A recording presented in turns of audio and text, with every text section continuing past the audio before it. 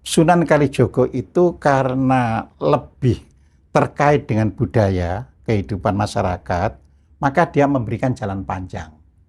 Ya, jalan panjang itu ya pakai puasa 1000 hari. Sunan Kalijogo. Iya, jalan panjang. Iya. Ya, puasa 1000 hari itu pun di tahap, ya kan. Jadi pertama misalnya dalam waktu apa ini sehari-hari itu ya mencegah dari yang disebut emosi. Jadi pokoknya sehari-hari itu Ngerem lah ya. ya ngerem. Ya, emosi, ya kan.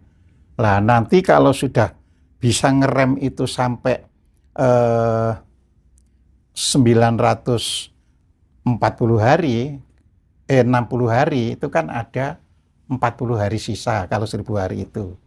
Dia harus mulai ngerem ngomong bisu. Dia nggak boleh ngomong selama 40 hari. Ya. Saya tidak mengatakan wah susah, tidak. Itu tergantung kondisi orangnya. Ya. Kalau orang itu memang nggak bekerja urusan dengan di kantor, mungkin bisa jalani yang Sunan Kalijogo ini. Ya.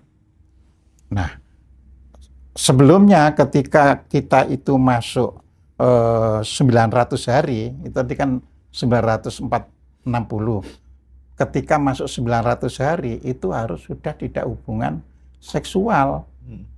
Hari 901 sampai 1000 itu.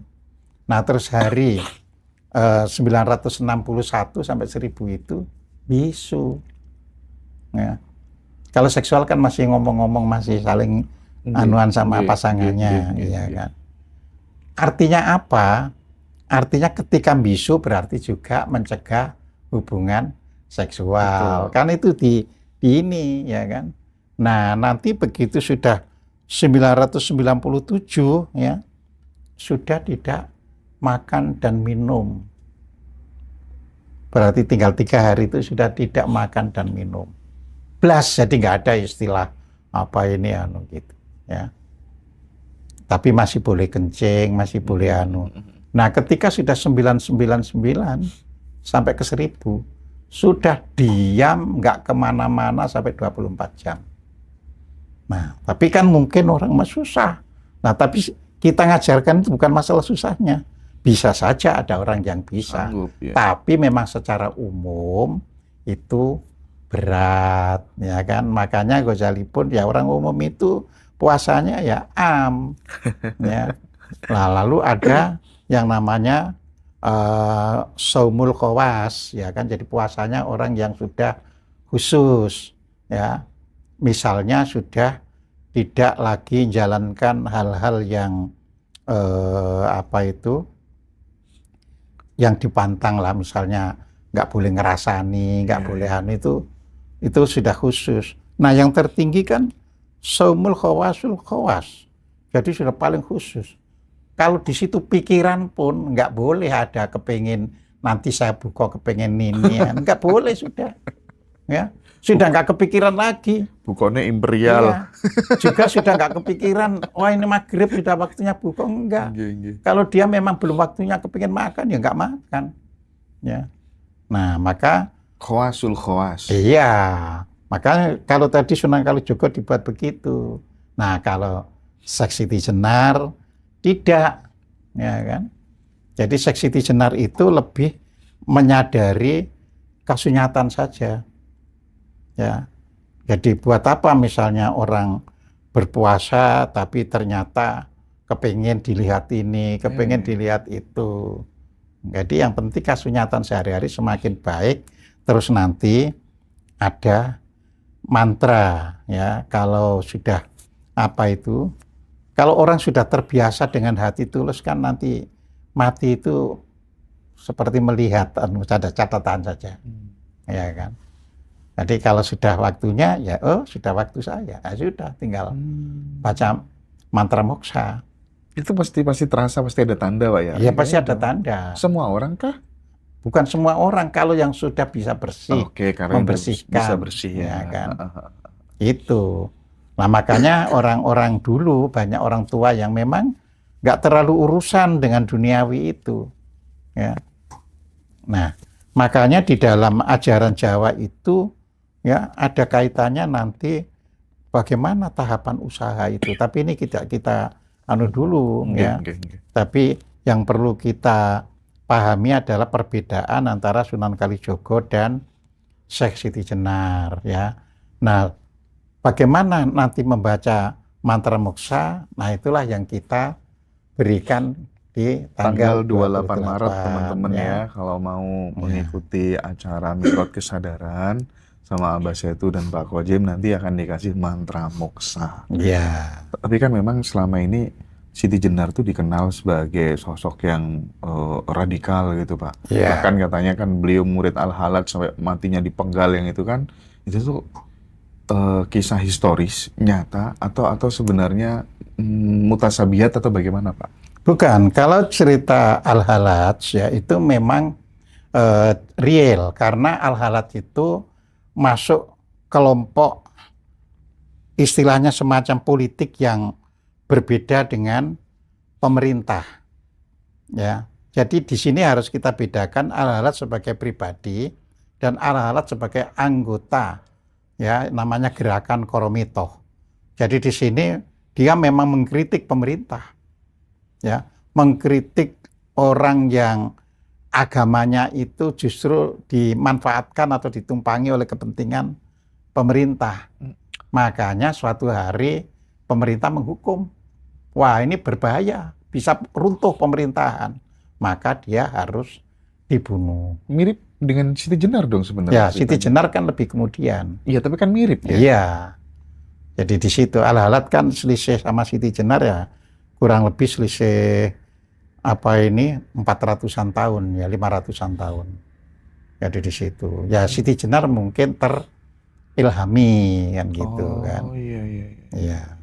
Jadi ini yang kita harus bisa membedakan mana yang mutasabihat, mana yang real. Kalau real itu nanti ada bukti sejarah, ada inskripsi. Jadi di situ. Ya. Nah, kalau tidak real itu tidak ada, dicari prasastinya juga tidak ada. Jadi banyak sekali kisah-kisah di dalam Al-Qur'an, kalau termasuk di dalam Alkitab, kalau diuji secara inskripsi nggak bisa diverifikasi kebenarannya ya. Nggak bisa diverifikasi kebenarannya gitu loh. Nah, dari situ kita mulai berpikir mutasabihatnya. Termasuk cerita nabi-nabi itu kan? Iya, termasuk kisah-kisah kan gitu. Ya. Jadi akhirnya kita ambil hikmahnya. Jadi bukan sosoknya kan gitu. Moral story-nya gitu ya Pak Kojem ya. Oke. Lanjut Pak Kojem tentang perbedaan konsep moksa Siti Jenar dan Sunan Kalijogo. Jadi Siti Jenar berarti kalau orang itu bisa baca sendiri ya dia baca. Kan tahu ya.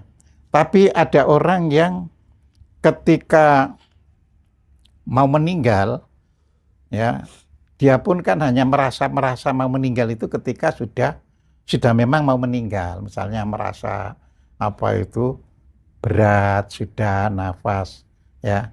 Nah, di situ orang yang ada di sekelilingnya membacakan mantra moksa itu. Ya, tentunya nanti ditujukan kepada nama orang yang itu. Ini setiap orang Jawa harus paham mantra moksa ini nih. Ya, kan gitu kan. Nah, begitu dibaca, biasanya dibaca 3 kali orangnya langsung meninggal plus. Oh. Ya.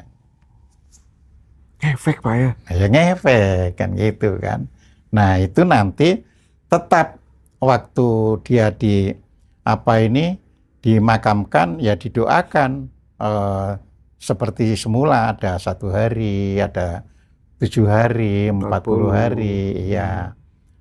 Gak peduli dia sudah pergi atau tidak kan nanti kan kalau itu doanya kan ngikuti pada ininya. Jadi di situ ya. Nah, ini yang membedakan antara Sunan Kalijogo. Sunan Kalijogo juga ada mantra moksanya tapi terlalu panjang, mungkin kita nggak hafal. Ya. Nah, nanti yang saya berikan itu adalah yang mantra moksa di seksi Jenar. Oke, Ya, Pak. gitu. Saya pengen kembali tadi karena menarik, teman-teman suka semua ini bahas ini tuh, seneng semua Pak Kojim. Berarti intinya pada saat orang itu sudah mati, kesadaran tuh masih ada ya? Loh iya. Masih ada. Jadi kan gini, orang itu ketika meninggal kan banyak penyebab, Oke. ya kan? Sering yang tidak sadar itu kan gini, misalkan naik, apakah itu mobil atau kereta api atau Kecelakaan. pesawat terbang, kecelakaan yang dia sama sekali Tidak. tidak menduga. Hmm. Ya. Nah itu kesadarannya hilang.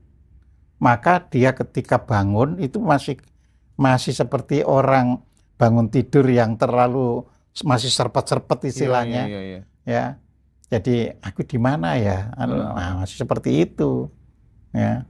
Tapi kalau orang dalam hidupnya itu ya kapanpun siap ya meninggal. Ya sadar dia. Oh, saya sudah nggak bisa lagi kembali ke tubuh. Nah, kalau yang muncul di pinggir jalan raya habis peristiwa kecelakaan nangis-nangis itu gimana tuh? Ada Iya. orang yang dengar kayak gitu? Ya kan gini kan. Ada orang yang sangat terikat duniawinya. Ya, ini kan tadi kita bicara antara sadar dan tidak. Tapi kan ada orang yang sangat terikat duniawinya. Misalnya masih, saya padahal mau ngasih ini, mau ngasih itu, ya kan. Nah, dia akhirnya kecantol di tempat itu. Tapi kan kita tetap mendoakan supaya dia lepas dari tempat itu. Ya. Itu yang kecantol tuh apanya, Pak? Loh, kan tadi badan kan, pertama meninggal kan ada badan wetala, bungkus pertama. Ya kan, ya itunya masih belum bisa lepas.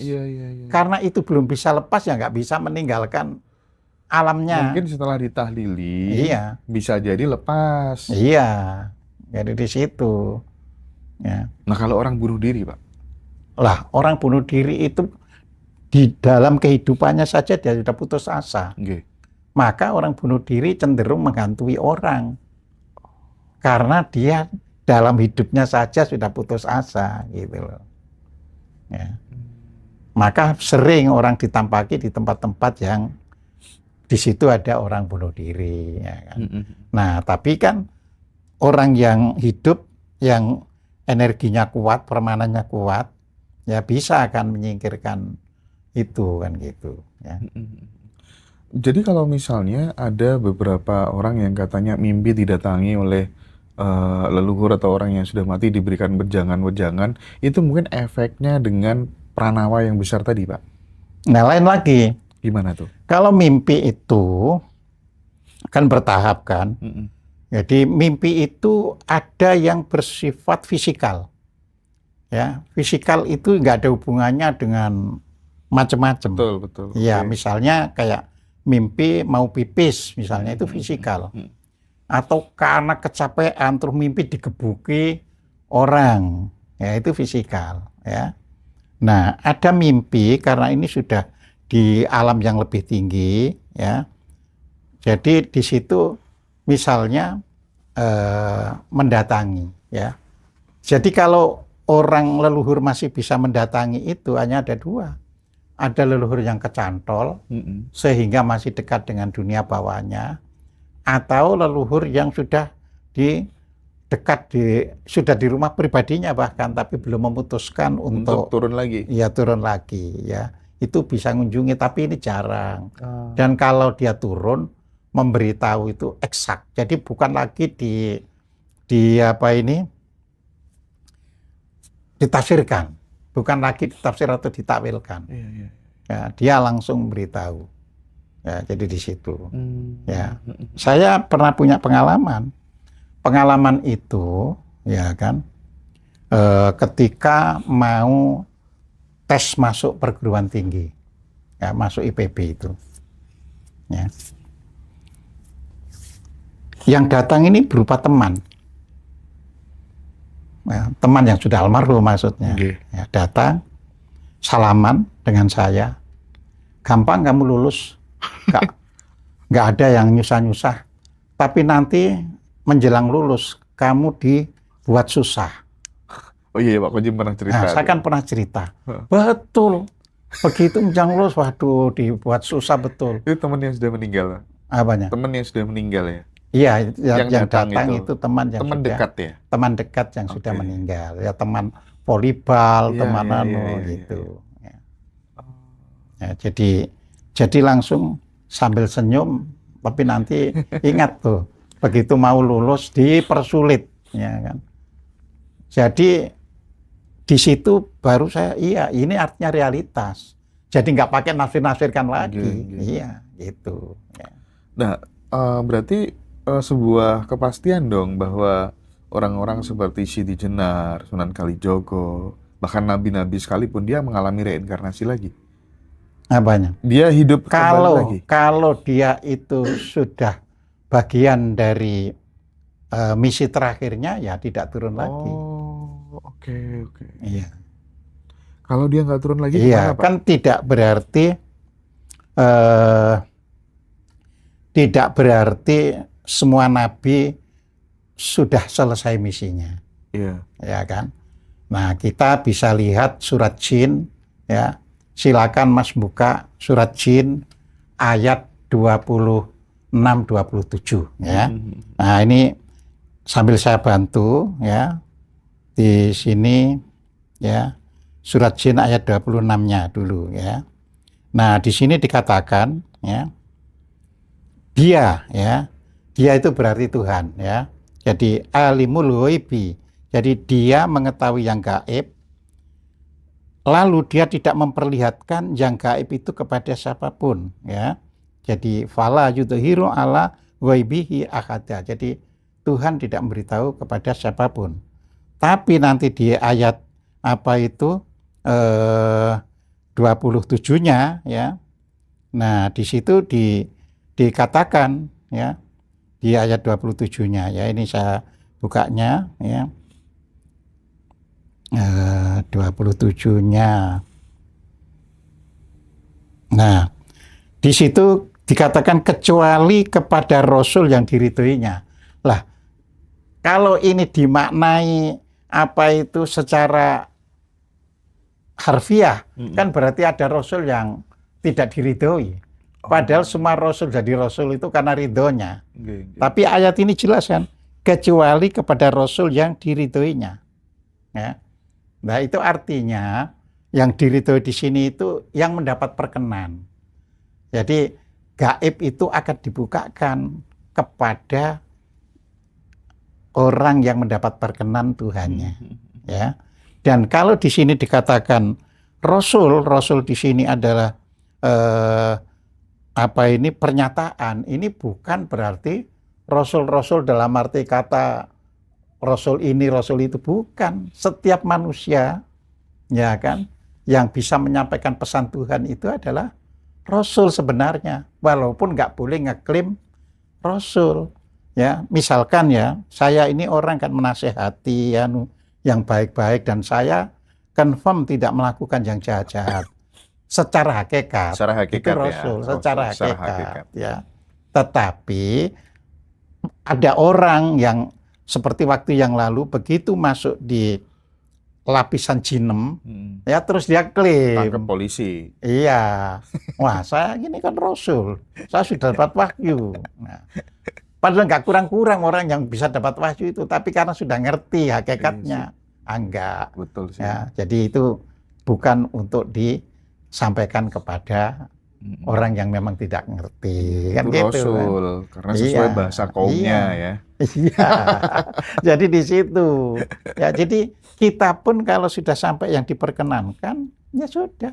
Pak, artinya kita tahu. Kita harus bangga sebagai orang Jawa itu, bahwa orang Jawa itu sebenarnya tidak tertarik untuk menjawakan orang lain. Oh iya. Terus kemudian orang Jawa itu dia nggak butuh yang namanya syafaat untuk mencapai level tertentu. Oh iya. Dia hanya ya udah, setiap orang bertugas untuk menuju pencerahan dirinya sendiri lewat permana, lewat pranawa, kayak gitu kan. Nggak butuh syafaat gitu, nggak butuh kan. Iya, nah begitu kita mengatakan orang Jawa itu sebenarnya lintas etnis. Oke, lintas etnis. Ya, lintas etnis.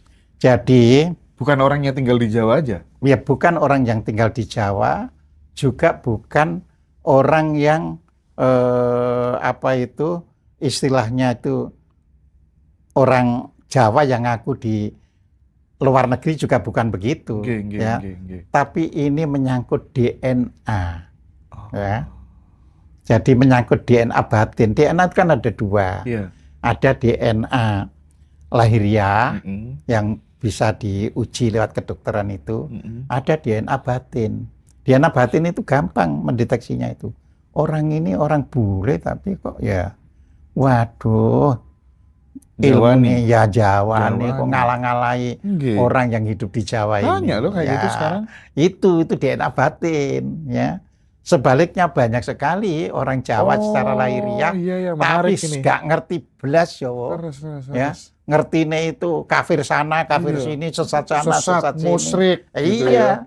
Itu bukan orang Jawa. TBC, tahayul bid'ah khurafat. Betul. Oh, gitu, Pak. Itu bukan orang Jawa meskipun KTP-nya orang Jawa kan gitu. Jenggote sing didawakno. Iya, kan gitu. Jadi disinilah harus klop nanti, ya kan. Jadi sama kan untuk moksa itu berarti harus klop lahir dan batin. Ya. Oke, saya ulangi lagi. Orang Jawa nggak butuh syafaat itu? Iya. Enggak, karena kan gini kan, setiap manusia itu sudah punya misi.